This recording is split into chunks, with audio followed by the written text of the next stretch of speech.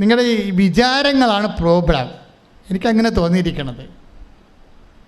വിചാരങ്ങളാണ് പോണത്. എന്നുവെച്ചാൽ നിങ്ങൾ ഇപ്പോൾ ഓരോരോ സ്ഥലത്ത് ഇപ്പോൾ കഴിഞ്ഞ ദിവസങ്ങളിലൊരു സാക്ഷ്യം പറഞ്ഞു. എന്നാൽ നൈസി വെട്ടക്കലിൻ്റെ സാക്ഷ്യം എന്താ? അവൾ ഇതിലെ കൂടി പോകുമ്പോൾ മാതാവിനെ കാണുമ്പോൾ തിരിഞ്ഞു കളയും. ഇതിലെ കൂടി ബസ്സിന് പോകുമ്പോഴേ കിഴക്കട്ട് നോക്കുക മാതാവിനെ കാണുമ്പോൾ തിരിഞ്ഞു കളയും അവൾ. എന്താ കാര്യം? അവൾ ഉടമ്പടി എടുത്ത പാർട്ടിയാണ്. ഉടമ്പടി എടുത്ത ഒരു ആളാണ്. മാതാവിനെ കാണുമ്പോൾ തിരിഞ്ഞു കളയും. വേറെ അസുഖമൊന്നുമില്ല. എന്താണ് മാതാവിനെ കാണുമ്പോൾ തിരിഞ്ഞു കളയാൻ കാരണം? അവൾക്ക് ഇസ്രയേലിൽ പോകാൻ വേണ്ടിയാണ് അവൾ ഉടമ്പടി എടുത്തിരിക്കുന്നത്. നൈസി വെട്ടക്കൽ സാക്ഷ്യം കേട്ടല്ലേ? അല്ലേ? ഇസ്രയേലിൽ പോകാൻ ഉടമ്പടി എടുത്ത. പക്ഷേ എന്നാ സംഭവിച്ചിരിക്കണത്? പോകാൻ വേണ്ടി വണ്ടിയൊക്കെ എല്ലാ യാത്രക്കെല്ലാം സെറ്റ് ചെയ്ത് വിസയുമായി പോകാനുള്ള എല്ലാ പേപ്പറുമായി പൈസയുമായി വന്നപ്പോൾ ഏജൻറ്റ് പറയണേ 2 ദിവസത്തെ താമസമുണ്ടെന്ന് പറഞ്ഞ് അത് വെയിറ്റ് ചെയ്യാൻ പറഞ്ഞു. അതോടുകൂടി ഇനി അടുത്ത ഇൻടേക്കിന് പോകാൻ പറ്റത്തുള്ളൂ എന്ന് പറഞ്ഞു. അതോടുകൂടി അത് ഏതാണ്ട് ഒക്ടോബർ 4-ാം തീയതി മറ്റേ പറഞ്ഞതാണ്. ഇവൾക്കതിന് ഭയങ്കരമായ കലിയായി. ഞാൻ പിന്നെ നീലത്തിരി കത്തിച്ച എന്തിനാണ്? ഞാൻ പിന്നെ പച്ചത്തിരി കത്തിച്ച എന്തിനാണ്? എന്ത് മാതാവാണ് ഞാൻ? ഇതിനു വേണ്ടിയല്ലേ ഇക്കാലം മുഴുവൻ പ്രാർത്ഥിച്ചുകൊണ്ടിരുന്നത്? ഇതിനു വേണ്ടിയല്ലേ? ഈ ഇസ്രയേലിൽ പോകാൻ വേണ്ടിയല്ലേ ഞാൻ ഇത്രയും കഷ്ടപ്പെട്ട് പ്രാർത്ഥിച്ചുകൊണ്ടിരുന്നത്? അപ്പോൾ ഇത് പഠിക്കച്ച് നമ്മൾ കുടവടച്ച പോലെ ആയില്ല എന്നൊക്കെ പറഞ്ഞ് ഇവള് തനി നിറം കാണിച്ച്. ഈ തനി നിറമുണ്ടേ, അതാണ് പ്രശ്നം. എല്ലാവരുടെ കയ്യിൽ ഈ തനി നിറമുണ്ടേ. 2 ആഴ്ച പ്രാർത്ഥനയ്ക്ക് ഉത്തരം താമസിച്ചാൽ തനി നിറം പുറത്ത് വരും. പക്ഷേ ഈ തനി നിറത്തിൻ്റെ കുഴപ്പമുണ്ട്. നിങ്ങൾ ഒളിച്ചു വെച്ചിരിക്കുന്ന ഈ തനി നിറം ദൈവത്തിന് ഇങ്ങനെ സൂര്യപ്രകാശം പോലെയാണെന്നാണ് പറയണത്. കാണാൻ നേരത്തെ വെറുതെ വന്ന് പണി മേടിക്കല്ലേ. ഇപ്പോൾ നൈസി വെട്ടക്കലിന് മാതാവ് സേവ് കണ്ടില്ലേ? എങ്ങനെ സേവ് ചെയ്തത്?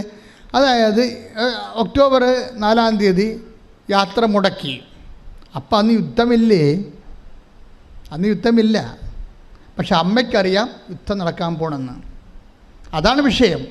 നീ നടക്കുന്നത് ഞാൻ അറിയുന്നു. നിന്റെ ആന്തരിക വിചാരം. Take the word of God, read it again. 139 സങ്കീർത്തനം 2-ാം തിരുവചനം. 139 സങ്കീർത്തനം 2. ഞാൻ ഇരിക്കുന്നതും എഴുന്നേൽക്കുന്നതും അവിടുന്ന് അറിയുന്നു. എൻ്റെ വിചാരങ്ങൾ അവിടുന്ന് അകലെ നിന്ന് മനസ്സിലാക്കുന്നു. എൻ്റെ നടപ്പും കിടപ്പും അങ്ങ് പരിശോധിച്ചറിയുന്നു.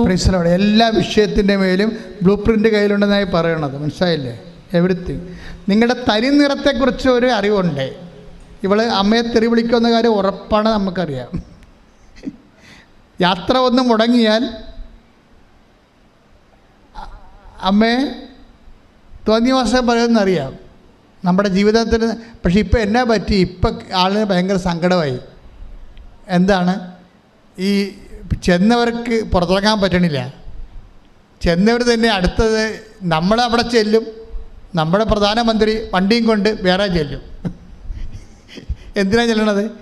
ഓപ്പറേഷൻ ഹജ്ജ് അവിടെ ചെന്നവരെ തന്നെ തിരിച്ചു കൊണ്ടുപോരാൻ. ഈ ഒരു കഥ അമ്മ നേരത്തെ അറിയണം എന്നാണ് പറയണത്. നീ നടക്കുന്നത് ഞാൻ അറിയുന്നു, നീ കിടക്കുന്നത് അറിയുന്നു, നിൻ്റെ ഓരോ വിചാരവും ഞാൻ അറിയുന്നു. അതുകൊണ്ട് സംരക്ഷണമാണ് ഉടമ്പടിയിലെ. ഉടമ്പടി നിനക്ക് സംരക്ഷണം തന്നിരിക്കുകയാണ്. അപ്പോൾ നീ ദൈവത്തിൻ്റെ സംരക്ഷണത്തിൻ്റെ അകത്താണ്. ഇതൊരു അയൺ ഡോമാണ് ശരിക്കും പറഞ്ഞാൽ ഉടമ്പടി. എന്താ കാര്യം? ഉടമ്പടി ദൈവം നിന്നെ സംരക്ഷിക്കുന്ന ഒരു വലയം തീർത്തിരിക്കുകയാണ്. പ്രാർത്ഥിക്കുക, കർത്താവായ ദൈവമേ, ഉടമ്പടി എന്ന വലിയ സംരക്ഷണ വലയത്തിലെ എന്നെ വിളിച്ചു ചേർത്തതിനും ചിറകിന്റെ കീഴിലെ എന്റെ ജീവിതത്തെ സംരക്ഷിക്കാൻ കണ്ണീരിന്റെ കാലത്ത് എന്നെ വിളിച്ചു നിർത്തിയതിനും നന്ദി പറയുന്നു.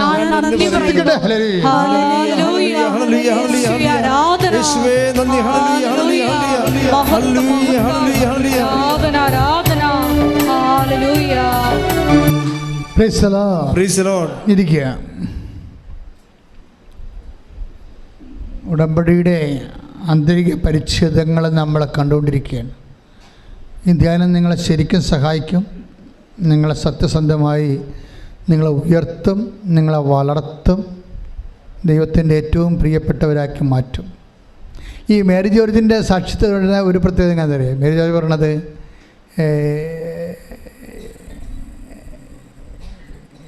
എനിക്ക് അപ്പം ഈ ആദ്യം മകൾ വന്ന് സാക്ഷ്യം ആദ്യം മകൾ വന്ന് ഉടമ്പടി എടുത്തിട്ട് മകൾ ചെന്ന് അവിടെ കാര്യങ്ങളൊക്കെ പറഞ്ഞപ്പോൾ മേരി ജോർജിൻ്റെ മനസ്സ് മാറിയായിരുന്നു. അവരും വന്ന് ഉടമ്പടി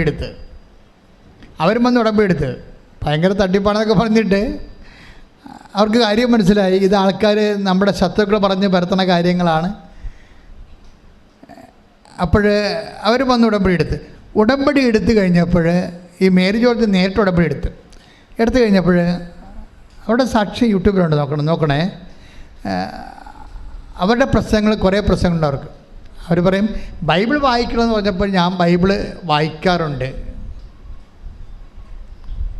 പക്ഷെ അതല്ല പ്രശ്നം. ഞാനൊരു ദൈവ പൈതലല്ല, അതാണ് സംഭവം. അവൾ കരിസ്മാറ്റിക് ആണെന്ന് പറഞ്ഞാണ് ഫുള്ളൻ, പക്ഷെ അവർ തന്നെ പറയണം ഞാനൊരു ദൈവ പൈതലല്ല എന്ന് പറയും. അതിനവർ പറയണ ന്യായം എന്താണെന്നറിയാവോ? ആ ന്യായം നമ്മൾ കേൾക്കണം. അവർ പറഞ്ഞത് ഞാൻ ദൈവ പൈതൽ, ഇപ്പം ദൈവാത്മാവിനാൽ നയിക്കപ്പെടുന്നവരെല്ലാം ദൈവമക്കളാണ്. ദൈവത്തിൻ്റെ മക്കളാണെങ്കിൽ റോമ 8:14 ദൈവാത്മാവിനാൽ നയിക്കപ്പെടുന്നവർ ദൈവത്തിൻ്റെ മക്കളാണെങ്കിൽ അവകാശികളാണ്. പക്ഷെ ഞാൻ അവകാശിയല്ല എന്ന് പറയും. അതാ പ്രശ്നം. ഉടമ്പടി അവകാശം പ്രാപിക്കുന്ന പ്രാർത്ഥനയാണല്ലോ. അപ്പോൾ മേരി ജോർജ് പറയും ഞാൻ മക്കളാണ്, പക്ഷേ ഞാൻ അവകാശിയല്ല. എന്താ കാര്യം അങ്ങനെ പറയാൻ കാര്യം എന്താണ്? അത് നമ്മൾ ചിന്തിക്കേണ്ടതാണ്. അവർ പറയണതേ 8:17 എടുത്ത് റോമ 8:17 ശ്രദ്ധിക്കട്ടെ. ഹല്ലേലൂയ. റോമ 8:17 നാം മക്കളെങ്കിൽ അവകാശികളുമാണ്, ദൈവത്തിൻ്റെ അവകാശികളും ക്രിസ്തുവിൻ്റെ കൂട്ടവകാശികളും. അപ്പം ഇവർ അവകാശികളല്ല എന്നാണ് പറയണത്. എന്താ കാര്യം വെച്ചാൽ എനിക്ക് ക്ഷമിക്കാൻ പറ്റണില്ലെന്ന്. അതാണ് സംഭവം. ഈ സാക്ഷ്യം പറയുന്ന ആൾക്കാർ നമ്മളെ നല്ല ശരിക്കും ധ്യാനിപ്പിക്കുകയും ചിലർ അവർ സ്വന്തമായിട്ട് മനസ്സിലാക്കുകയാണ്. കാര്യം എന്താ? ഞാൻ കർത്താവിൻ്റെ വാക്ക് പാലിക്കണില്ല. എന്താ കാര്യം? എനിക്ക് വൈരാഗ്യം മനസ്സിൽ സൂക്ഷിച്ചിരിക്കുകയാണ്. കാര്യം ഇവരെന്തോ ഒരു സഹകരണ സംഘത്തിലാണ് ഈ അയൽക്കൂട്ടമൊക്കെ ഉണ്ടാവില്ല. പിന്നെ എന്താണ്, നിങ്ങൾക്ക് കുറേ സംഭവങ്ങളൊക്കെ നാട്ടിൽ സഹകരണ സംഘമുണ്ട്. പിന്നെ എന്തുണ്ട്, കുടുംബശ്രീയൊക്കെ ഉണ്ട്. അപ്പോൾ ഇവർ കുടുംബശ്രീയിൽ നിന്ന് അവർ പുറത്താക്കിയിരിക്കണം എന്ന് തോന്നുന്നു. കുടുംബശ്രീയിൽ ചിലരകത്താക്കും, ചിലർ പുറത്താക്കും. എല്ലാം സാമ്പത്തിക വിഷയമാണല്ലോ. അപ്പോൾ ഇവർക്ക് ഭയങ്കര സങ്കടം. അത് കാരണം ഈ തന്നെ പുറത്താക്കിയ ആൾക്കാരോട് ക്ഷമിക്കാൻ പറ്റണില്ല. അതുകൊണ്ട് തന്നെ ഞാൻ അവകാശിയല്ല എന്നാണ് ഭയങ്കര. നിങ്ങളൊക്കെ ചിന്തിച്ചേക്കണം ഈ വിഷയം. അതായത് ഞാൻ അവകാശിയല്ല എന്നാണ് ഇവൾ പറയണത്. എനിക്ക് അവകാശിയാകണം, അവരോട് ക്ഷമിക്കണം. പക്ഷേ എൻ്റെ മനസ്സ്, ഞാൻ കള്ളിയായിട്ട് എന്നെ മുദ്രകുത്തിയല്ലേ അവർ പുറത്താക്കിയത്, അത് തിരിക്കണം. അപ്പം ഞാൻ അമ്മയോട് പറഞ്ഞു, അമ്മേ ഞാൻ അമ്മയിൽ അഭയം പ്രാപിച്ചിരിക്കണം. ഉടമ്പടി എടുത്തപ്പോൾ അമ്മ ഇത് തെളിച്ച് തന്നെ എൻ്റെ ഈ വിഷമം കണ്ടിട്ട് എൻ്റെ സത്യാവസ്ഥ നാട്ടുകാർക്ക് ബോധ്യപ്പെടണം. ഞാൻ കാലണ ഒരു മനുഷ്യൻ്റെ എടുത്തിട്ടില്ല, പക്ഷേ അത് നാട്ടിൽ കാലിലിപ്പോൾ മുമ്പിൽ ഞാൻ കള്ളിയാണ്. അതുകൊണ്ട് അമ്മ ഇത് തിരിച്ചു തരണം, എനിക്കൊരു അടയാളം തരണമെന്ന് പറഞ്ഞു. അടയാളം തരണമെന്ന് പറഞ്ഞപ്പോൾ തന്നെ അവരന്ന് സ്വപ്നത്തിൽ ഒരു മുസ്ലിം വേഷധാരിയായ ഒരു ചെടുത്തി തൻ്റെ 12 വയസ്സുകാരൻ പയ്യനുമായിട്ട് നടന്നു പോവുകയാണ്. സ്വപ്നത്തിലാണ്, അടയാളം കൊടുത്തതാണ്. കാര്യം അമ്മ ഈ വെയിലൊക്കെ ഇട്ടേക്കുമല്ല. അപ്പോൾ അതാണ് അവരങ്ങനെ അവരുടെ സാക്ഷ്യം വേണ്ട, അവർ പറഞ്ഞതാണ് ഞാൻ പറഞ്ഞത്. അപ്പോൾ എനിക്ക് മനസ്സിലായി അമ്മ ഈ വിഷയം ടേക്കപ്പ് ചെയ്തെന്ന്. കാര്യം അമ്മ എല്ലാവർക്കും അടയാളം കൊടുക്കുന്നുണ്ടല്ലോ, ചോദിക്കണ എല്ലാവർക്കും അടയാളം കൊടുക്കുന്നുണ്ട്. 12 വയസ്സുള്ള ഈശോയുമായിട്ട് അമ്മ യാത്ര ചെയ്യുന്ന ഒരു അടയാളം കിട്ടി. അത് കഴിഞ്ഞ് ഞാനൊരു സ്വപ്നം കണ്ടത് എന്താണ്, അമ്മ എൻ്റെ അടുത്ത് വന്നിരുന്ന്, എന്നിട്ട് അമ്മ എന്നോട് പറഞ്ഞു പാസ്ബുക്കെല്ലാം എടുപ്പിച്ചു. പാസ്ബുക്കെല്ലാം എടുപ്പിച്ച് പറഞ്ഞു ഇത് 16,000 രൂപയുണ്ട്, അത് നിൻ്റെ അനുവാദത്തോടെ അവർ ബാങ്കിൽ നിന്ന് എടുത്തതാണ്. വേറെ ഒരു 23,000 രൂപയുണ്ട്, അത് നിൻ്റെ അനുവാദം ഇല്ലാതെ ബാങ്കിൽ നിന്ന് എടുത്തതാണ്, നീ അവിടെ പാസ്ബുക്കെല്ലാം കളക്ട് ചെയ്യാൻ പറഞ്ഞു. നിങ്ങളൊന്ന് ചിന്തിച്ച് നോക്കിയേ, ഒരു സാക്ഷ്യത്തിൻ്റെ അതായത് സാക്ഷ്യമാണ് പോക്കുണ്ടല്ലേ, നമ്മളുടെ പ്രശ്നം പർട്ടിക്കുലർ പ്രോബ്ലം എന്താണ്, ആ പർട്ടിക്കുലർ പ്രോബ്ലം അതുപോലെ പഠിച്ചിട്ട് പിറ്റേ ദിവസം തന്നെ ഇവരെല്ലാത്തിനെയും വിളിപ്പിച്ചു, എല്ലാത്തിൻ്റെയും പാസ്ബുക്ക് എടുപ്പിച്ചു. അപ്പോഴേ ഈ അവർ പറഞ്ഞ് അമ്മ പറഞ്ഞ പോലെ തന്നെ 23,000 രൂപ എൻ്റെ അനുവാദമില്ലാതെ ഇവർ ബാങ്കിൽ നിന്ന് എടുത്തത് ഞാൻ പാസ്ബുക്കിൽ കണ്ടത്. അപ്പോൾ കറക്റ്റ് ചെയ്ത്. Praise the Lord. ഹല്ലേലൂയ. പരിശുദ്ധ പരമദിവ്യകാരുണ്യത്തിന്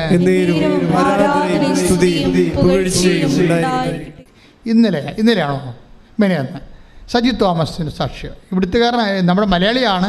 പക്ഷേ പുള്ളിക്കാരൻ 10-20 കൊല്ലമായിട്ട് പഞ്ചാബിൽ ബോർഡറിൽ താമസിക്കാൻ, പാകിസ്ഥാൻ ബോർഡറിൽ താമസിക്കാൻ സജി തോമസ്. അയാൾ ഒരു ദിവസം നാട്ടിൽ വന്നപ്പോൾ കൂട്ടുകാർ ബസ്സുകാർ അദ്ദേഹത്തിനെ ഇവിടെ കൊണ്ടുവന്ന് മാതാവിനെ കാണിച്ചു. അപ്പോഴേ കുറേ പ്രോബ്ലമാണ്. പുള്ളിയുടെ കയ്യിൽ നിന്ന് ഇപ്പോൾ സ്കൂൾ നടത്തുകയാണ്. 4 സ്കൂളുണ്ട്. വൈഫ് പ്രിൻസിപ്പളാണ്, പുള്ളിക്കാരൻ അതിൻ്റെ ചെയർമാനാണ്. അപ്പോൾ സ്കൂളൊക്കെ സ്കൂൾ ഡെവലപ്പ് ചെയ്ത് വരും. നിങ്ങൾക്കറിയാവില്ല, ഓരോ സംഭവം ഡെവലപ്പ് ചെയ്ത് വരുമ്പോൾ അത് ട്രസ്റ്റാണെങ്കിൽ അതിൻ്റെ ട്രസ്റ്റിൻ്റെ അകത്ത് വേറെ ആൾക്കാർ, ഇപ്പോൾ നാട്ടിലെ പല ലൈബ്രറിയില്ലേ, ലൈബ്രറി തുടങ്ങിയ ആൾക്കാർ വേറെ ആയിരിക്കും, ഇപ്പം നടത്തുന്നത് വേറെ ആൾക്കാരായിരിക്കും. കൂടുതൽ ആൾക്കാർ വേറെ പാർട്ടിയുടെ ആൾക്കാർ അതിൻ്റെ അകത്ത് കൂടുതൽ കയറിയിട്ട് അവർക്ക് ഒരു ഗ്രൂപ്പ് ഉണ്ടാക്കിയിട്ട് അവർ ഭരണം പിടിച്ചെടുക്കുമ്പോൾ കയ്യിൽ നിന്ന് ഉണ്ടാക്കിയവൻ ആ സ്ഥാപനം നഷ്ടപ്പെട്ടു പോകും. അപ്പോൾ ഇങ്ങയുടെ സ്കൂള് എല്ലാം ഇതുപോലെ നഷ്ടപ്പെട്ടു പോയി. ഒന്ന് ചിന്തിച്ച് വയ്ക്കണേ. കഷ്ടപ്പെട്ടത് അങ്ങേര്. പിന്നെ ട്രസ്റ്റായതുകൊണ്ട് ഷെയറല്ലേ, 1% കൂടുതൽ ആർക്കിടുന്നു അവർക്കാണ് അതിൻ്റെ അഡ്മിനിസ്ട്രേഷൻ പവർ. അതിന് കമ്പനികൾക്കും അതാണ് സംഭവിക്കുന്നത്. അപ്പം അതുകൊണ്ട് ഒരു ഭാരപ്പെട്ട ആൾക്കാർ ഷെയർ കൊടുക്കത്തില്ല. പക്ഷെ സന്നദ്ധം നടത്താൻ വരുമ്പോൾ ഷെയർ പബ്ലിക്കായിട്ട് കൊടുക്കേണ്ടി വരും. അപ്പോഴേ അവർ അധികാരം കൊണ്ടുപോകും. അങ്ങനെയാണ് സംഭവിക്കുന്നത്. അപ്പം ഇങ്ങനെ ഇയാളുടെ സ്കൂളുകളെല്ലാം നഷ്ടപ്പെട്ടു. സജി തോമസിൻ്റെ മാന്യനായൊരു മനുഷ്യൻ, നല്ല രസകരമുള്ള സാക്ഷ്യമാണ്. ഇട്ടിട്ടില്ല, ഈ ദിവസങ്ങൾ അപ്പ് ചെയ്യും. അദ്ദേഹം വേറെ സർക്കാസ്റ്റിക്കായിട്ടൊരു കാര്യം പറയും. അയാൾ ഉടമ്പടി എടുക്കുമ്പോൾ ഉടമ്പടി എടുത്ത് ബസ് സ്റ്റോപ്പിൽ ചെന്നപ്പോൾ തന്നെ മൊബൈലിലൊരു മെസ്സേജ് വന്ന്. എന്ത് മെസ്സേജെന്നറിയാവോ? കിട്ടക്കടമായൊരു സംഭവം ഉണ്ടായിരുന്നു. 3 കൊല്ലമായിട്ട് യാതൊരുവിധ കറസ്പോണ്ടൻസും ഇല്ലാതെ പൈസ കിട്ടാതെ കിടന്നൊരു സ്ഥലമാണ്. ഇയാൾക്ക് അക്കൗണ്ടിൽ പൈസ ഇട്ടിട്ടുണ്ടെന്ന് പറഞ്ഞ്. ഇത് ചിന്തിച്ചിട്ടില്ലേ മനുഷ്യൻ? ഈ മനുഷ്യൻ അതിനെ ഉടമ്പടി എടുത്തപ്പോൾ അത് പറഞ്ഞിട്ടില്ല. കാര്യം അത് പുള്ളി എഴുതി തള്ളിയാലും നിൻ്റെ രക്തത്തിൻ്റെ പണമാണ്, നിൻ്റെ വേർപ്പിൻ്റെ കാശാണെങ്കിൽ അമ്മ ഉടമ്പടി ഇല്ലാത്ത കാര്യങ്ങൾക്കും സമാധാനം ഉണ്ടാക്കും. ശ്രുതിക്കട്ടെ. ഹല്ലേലൂയ. പരമദിവ്യകാരുണ്യത്തിന് പരിശുദ്ധ പരമദിവ്യകാരുണ്യത്തിന്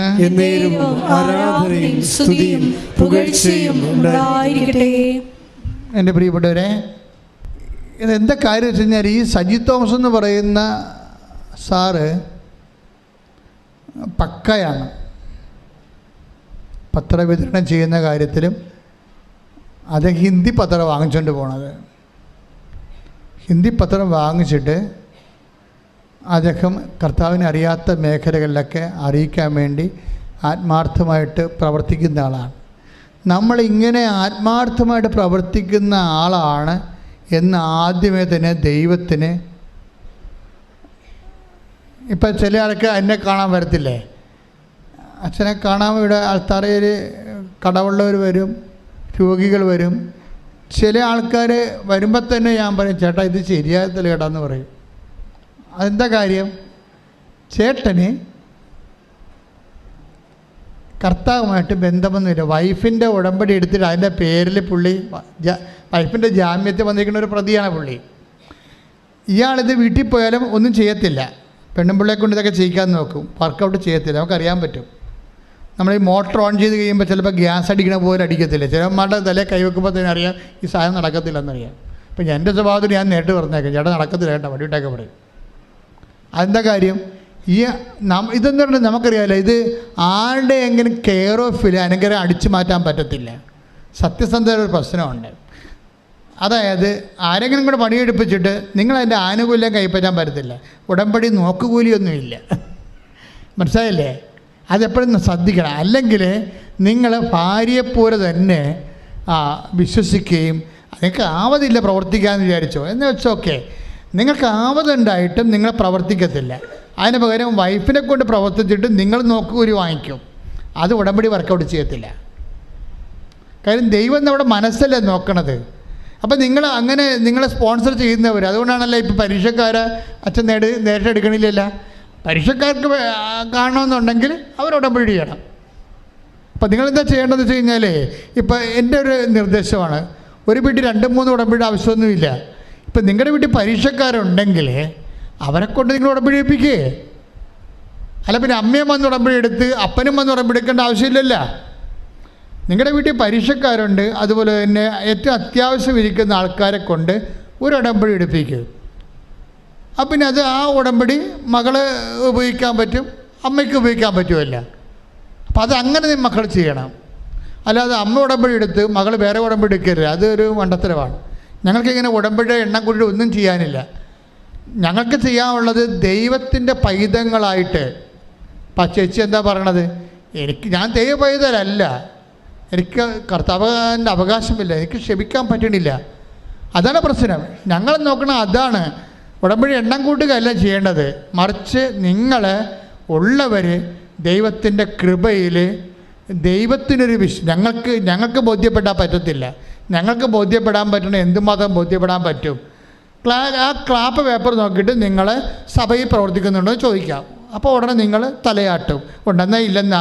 ആ കൗൺസിലിന് കണ്ണ് കാണാൻ പാടില്ലെങ്കിൽ ഉണ്ടെന്നാണോ പറഞ്ഞതെന്ന് ഇല്ലെന്നാണെന്ന് അറിയാൻ പറ്റില്ല. അവർ ടിക്കിടും. ഇപ്പോൾ വയസ്സന്മാരൊക്കെ അല്ലേ ഇരിക്കണം. എനിക്ക് അത് കാരണം എനിക്ക് പേടിയാണ്. ഇവരെന്തെന്ന് പടപെടാൻ ടിക്കറ്റ് പോകണ്ടല്ലോ. അതെന്ന് വെച്ചാൽ പ്രശ്നം, നിങ്ങൾ സഭയിൽ പ്രവർത്തിക്കുന്നുണ്ട്, അവർ തലയാട്ടും. ഉണ്ടെന്നാണ് ഇല്ലെന്നാണ് നമുക്കറിയാൻ പാടില്ല. എല്ലാവരും ടിക്കിടും. എന്താണ് എനിക്ക് പോകണം എന്ന് പറഞ്ഞ് നിൽക്കുകയല്ലേ. നിങ്ങൾ ഈ വാണത്തിന് തീ കൊടുക്കാൻ വേണ്ടി നിൽക്കണ പോലെ നിൽക്കുകയാണ് അവിടെ. നിങ്ങൾ മര്യാദക്ക് ഇതൊക്കെ ആദ്യം മനസ്സുകൊണ്ട് തന്നെ ഇത് പുതുക്കുക. എന്നിട്ട് അതിൻ്റെ രേഖ ഇവിടെ ഉണ്ടാക്കുകയാണ് ചെയ്യേണ്ടത് ആദ്യം. അല്ല, ഈ രേഖ ഒന്നും വർക്കൗട്ട് ചെയ്യത്തില്ല. നിങ്ങൾ തോന്നിവാസം ചെയ്യുകയും ചെയ്യും. ഇവിടെ വന്ന് നുണ പറഞ്ഞ് രേഖ ഉണ്ടാക്കിയിട്ട് പോന്നു കഴിഞ്ഞാൽ എന്ത് വർക്ക് ചെയ്യാനാണ്? ഉടമ്പടിയോട് സിൻസിയറിറ്റി കാണിക്കണം. ദൈവം എന്താ കൗണ്ട് ചെയ്യണത്? ദൈവം ഈ ക്ലാപ്പ് പേപ്പറല്ല കൗണ്ട് ചെയ്യണത്. ക്ലാപ്പ് പേപ്പർ കൗണ്ട് ചെയ്യണ ജോസഫച്ചൻ. ദൈവം കൗണ്ട് ചെയ്യണം അതല്ല, വേറൊരു ക്ലാപ്പ് പേപ്പറുണ്ട്. ഈ സത്യസന്ധമാണോ എന്ന് ദൈവത്തിന് അറിയാമല്ല. ഈ പറഞ്ഞ് പറ്റിച്ചിരിക്കുന്ന സംഭവം സത്യസന്ധമാണോ ഇല്ലെന്ന് ദൈവത്തിന് അറിയാം. അതുകൊണ്ട് ദൈവസ്നേഹത്തോട് സത്യസന്ധമായി ഉടമ്പടിയോട് സുവിശേഷവിഹിതമായി പ്രതികരിച്ചിട്ട് ദൈവസ്നേഹത്തിൻ്റെ സാക്ഷികളാകാൻ വേണ്ടി ശ്രദ്ധിക്കട്ടെ. ഹല്ലേലൂയ. ഉടമ്പടി നിബന്ധനകള് പാലിച്ച് മാറ്റുവാൻ ഈ ആരാധനയിലൂടെ ഞങ്ങളെ അഭിഷേകം